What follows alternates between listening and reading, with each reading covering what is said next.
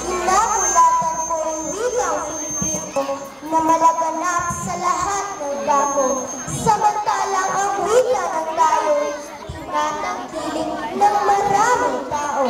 Mainam marahil pagtalunan ito upang matapos na ang revolution.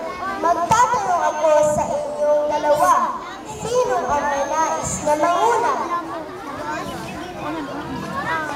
Isang katagian natin Filipino ang bagong maraya sa isang bayan. Kaya gayang wika, mauna na kayo. Ako ay susunod pagkatapos ninyo. Talaga po ganyan ang ugali nito. Kami magbigay lalong estranghero. Sa inyong ginawin, ako'y nahihiya. Ipinagpilitan pa ang sarili ng wika. Ngunit, di naman ako mag-isa kung tinawag na rito'y magbansa. Maraming salamat sa pagmamagay. Maging karapat-dapat po akong nawa. Di makasasama kami pag-aralan ng kapatid o taga-saan ang layunin namin magkakawa ang lahat ng tao sa mundong bagay. Di namin hangad na kami mag-agaw ng sarili wika ng kahit inuman. Madlang nakikinig ang pag-iusap ko. Huwag kayong uwi habang nagtatalo. Paksang pamihirang naririnig ninyo'y kinasasabikan sa lahat ng dako. Pakinggang mabuti, wikang Filipino sa unang pagdinig. Palakpakan ninyo. Bagamat hindi dapat ako'y palakpakan, ganti ko'y salamat sa inyo pong tanan. Ako'y hindi naman nakikipag-away sa wikang banyagang dito'y tumatahan. Lilinawin ko po ilang bagay lamang para sa maraming mga kababayan. Malaon ang talos at batid po namin na may kababayang salungat sa amin. Pinagbibintangan na nang aalipin wikang Filipino sa ibang wikain. Ito po ang nais na aming linawin sa mga kapatid sa ibang lupain. Si wikang sarili, may lilinawin daw. Si wikang banyagay, di raw mang-aagaw. Kung gayon ay ano, pagtatalunan sa harap ng ating mga kababayan. Ngunit, hindi sila ating tutugutan na di naririnig isa pang kaibigan. Sapagkat matagal na ako'y tumahan dito sa bayan mo, masaya at maingay. Tinanggap mo ako at ginamit naman sa mga transaksyon at mga usapan. Nang ika'y natuto, nagkaunawaan tayo sa iba't ibang bagay.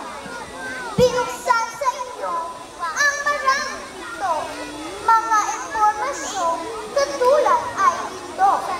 Mga teknolohiya ay naging maamo sa mga palad mo sapagkat mata mo. Mga kasanayan dati ganito, kaya sa hangarin ay di ka nabigo. Tunay ang sinabi ni wikang banyaga at si wikang sarili ngayon'y mangungusap. Mga saloobin yan ilalahad, buong lino niya ipaliliwanag tungkulin ng wikang kaniyang iniliyag. Inuulit ko po, walang pagtangkang magkipagagalit sa wikang banyaga.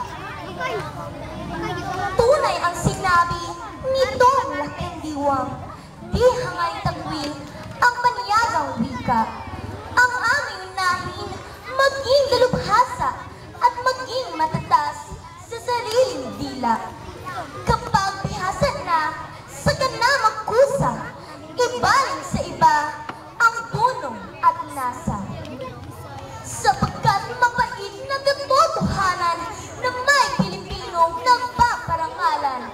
Sa sariling wika, siya ay ganun daw, kung hindi malubos, kanyang pagkamangmang. Kapag kinausap, ikaw ang hihirapan sa katatalikod na walang paalam. Sa patakaran ng edukasyong bilingwal, wikang Pilipino ay nakalalamang.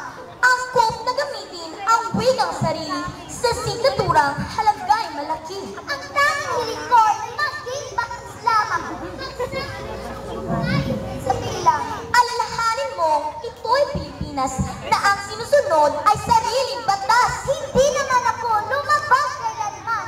Ang nais na namin pagkaunawaan. Nais naman namin maging dalubhasa sa wikang sarili bago sa iba.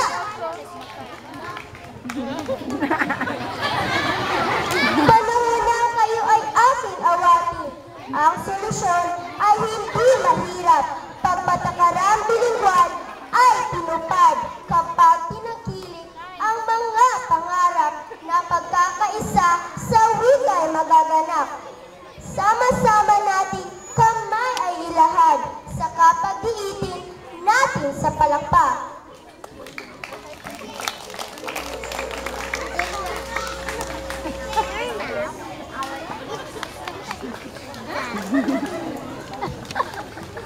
Dito nagtatapos itong balagtasan, ating itaguyod, edukasyong bilingwal.